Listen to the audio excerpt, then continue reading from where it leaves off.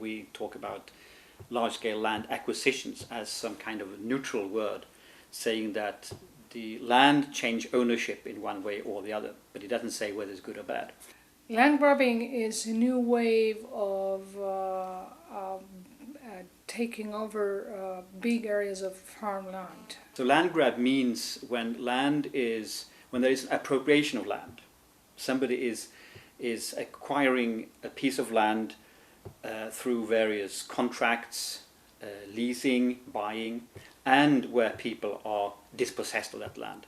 What we have seen in the last, let's say, 5 years is that I think there's a new form of land grabbing where you have international players that start to invest heavily in developing countries. I think there is a whole continuum from real sort of con men with no good intention whatsoever to the ones who firmly believe that this is the way we can promote development and food security in, for example, Africa or Southeast Asia or Latin America. Land grabbing, or land deals as they call them, is not for food production, is not for cheap food. It's all about profit. It's reminiscent, quite frankly, of colonial times gone by. If you look at the websites of all the investment funds, those are investing in these big chunks of land, they're talking about profit. And they're betting on expensive food. They're not betting on cheap food. Formally, land is not being given to them. They say it's being leased to them for 30 years, 45, 99 years, and it's leased for nothing. In exchange for what? In exchange for investment, and they say in exchange for providing jobs to the local population. Many countries, they give tax deductions to the foreign direct investment, particularly in agriculture. So the amount of tax revenue that the government gets is often very, very, very tiny. And then in terms of jobs, plantations, for example, they give very few permanent, secure jobs.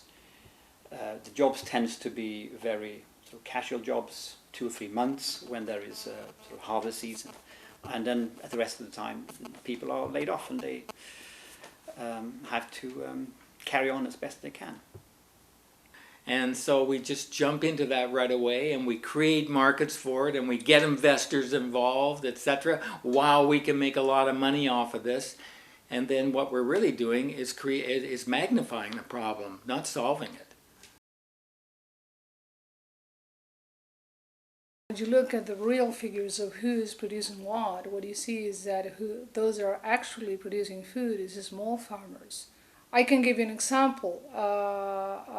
Brazil, which is a target for land grabbing, by the way.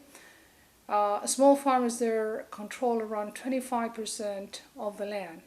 Okay, and this is official. I'm using government figures. Okay, but they produce, in some cases, more than half of the food. For instance, they produce something like 75% of the beans being produced in Brazil, which is a basic food source. They produce something like 85% of cassava, which is another important food. Industrial agriculture is more direct towards producing commodities. Whether that's food or not doesn't make any difference for them. So many of these corporations, instead of using the land to produce food, are using it to produce agrofuels, to produce commodities like sugar, like oil palm, and so on. They don't care about feeding the people. If we were to look at all the land grabs that have taken, or the concessions that have been made in Africa on land around the Victoria Falls in the last 3 or 4 years, we would be amazed that suddenly there are these land grabs taking place and they're all related to water. When we think of the various products for agri-fuels, sugarcane, corn, chatofa, and other things, when we look at those crops, we realize they are the thirstiest crops they require a great deal of water to produce them, much more so than usual agricultural products, various vegetables and so forth. So a great deal of water is going to be used for the production of agrofuels that then, of course, are going to be exported to Europe and North America and so forth. And that's what's driving and accelerating the demand upon water in particular, and the water grab in relationship to the land grab that is taking place in Africa today. The impact is going to be felt everywhere. And first impact is that food is going to get more expensive, and food is going to be even more controlled by big corporations. And when that happens, when the process worsens that way, small farmers all over the world are going to lose. And what we're facing, I think, today is that roughly 1/3 of the world's population does not have access to adequate supplies of water. By the year 2025, it is expected that 2/3 of the world's population will not have access to adequate supplies of water. Probably many people are going to die. I mean, we cannot, think that is not going to happen. People are going to die of hunger, of thirst, of poverty. And there may be more violence. In many ways, people are going to resist. People don't leave their land just, voluntarily. And when they resist, what we're going to see, as we're already seeing in some places, as the army is coming in. We've got to become a lot more conscious about our water use, and more importantly, how water is used in the production of various products and how much is being used, and ask ourselves questions: how much more pressure and demand do we put on available supplies of water, especially when we're finding that fresh water is becoming more and more scarce due to not only increased takings of water for various purposes, but also because of the pollution and contamination of available supplies of water. In some places, people are going to react violently, unfortunately, because they're the ones who are going to lose. They're the ones who are going to get the worst part.